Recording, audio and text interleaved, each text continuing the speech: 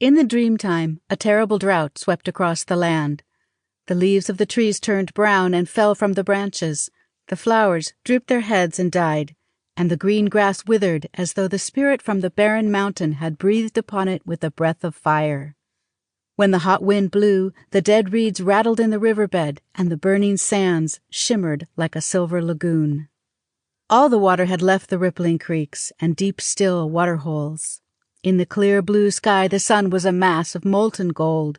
The clouds no longer drifted across the hills, and the only darkness that fell across the land was the shadow of night and death.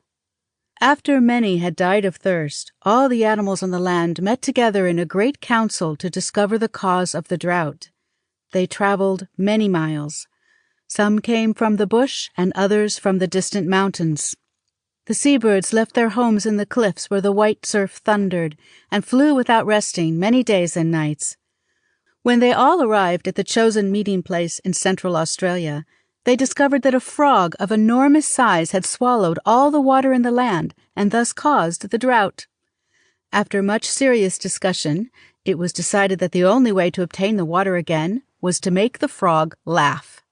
The question now arose as to which animal should begin the performance, and after a heated argument, the pride of place was given to the Cucabura. The animals then formed themselves into a huge circle with the frog in the center.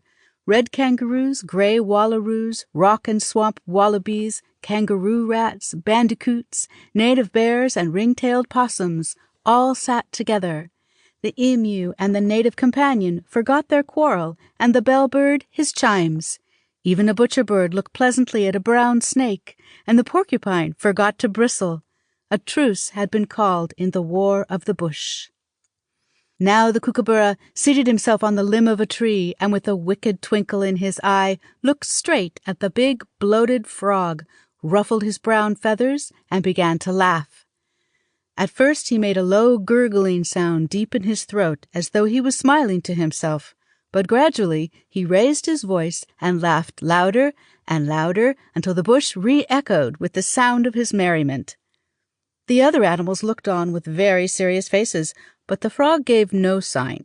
He just blinked his eyes and looked as stupid as only a frog can look. The Cucabura continued to laugh until he nearly choked and fell off the tree, but all without success. The next competitor was a frill lizard. It extended the frill around its throat and, puffing out its jaws, capered up and down. But there was no humor in the frog. He did not even look at the lizard, and laughter was out of the question. It was then suggested that the dancing of the native companion might tickle the fancy of the frog. So the native companion danced until she was tired, but all her graceful and grotesque figures failed to arouse the interest of the frog.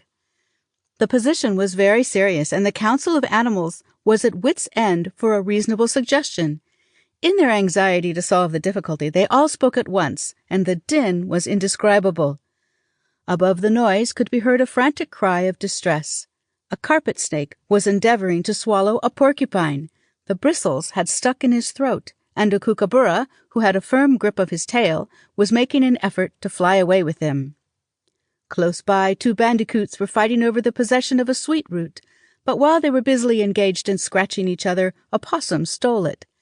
Then they forgot their quarrel and chased the possum, who escaped danger by climbing a tree and swinging from a branch by his tail. In this peculiar position he ate the root at his leisure, much to the disgust of the bandicoots below. After peace and quiet had been restored, the question of the drought was again considered. A big eel, who lived in a deep waterhole in the river, suggested that he should be given an opportunity of making the frog laugh. Many of the animals laughed at the idea, but in despair they agreed to give him a trial. The eel then began to wriggle in front of the frog. At first he wriggled slowly, then faster and faster until his head and tail met. Then he slowed down and wriggled like a snake with the shivers. After a few minutes, he changed his position and flopped about like a well-bitten grub on an ant bed. The frog opened his sleepy eyes, his big body quivered, his face relaxed, and at last he burst into a laugh that sounded like rolling thunder. The water poured from his mouth in a flood. It filled the deepest rivers and covered the land. Only the highest mountain peaks were visible, like islands in the sea. Many men and animals were drowned. The Pelican, who was a blackfellow at this time, sailed from island to island in a great canoe and rescued any blackfellow he saw. At last he came to an island on which there were many people. In their midst he saw a beautiful woman and fell in love with her. He rescued all the men on this island until the woman alone remained. Every time he made a journey, she would ask him to take her with the men, but he would reply, "There are many in the canoe. I will carry you next time." He did this several times, and at last the woman guessed that he was going to take her to his camp. She then determined to escape from the Pelican. While he was away, she wrapped a log in her possum rug and placed it near the gunyah. Then, as the flood was subsiding, she escaped to the bush. When he returned, he called to her, but receiving no answer, he walked over to the possum rug and touched it with his foot. It, however, did not move. He then tore the rug away from what he supposed was a woman, but when he found a log, he was very angry and resolved to be revenged. He painted himself with white clay and set out to look for the other blackfellows with the intention of killing them. But the first pelican he met was so frightened by his strange appearance that it struck him with a club and killed him. Since that time, pelicans have been black and white in remembrance of the great flood. The flood gradually subsided, and the land was again clothed in the green garments of spring. Through the tall green reeds, the voice of the night wind whispered soft music to the river.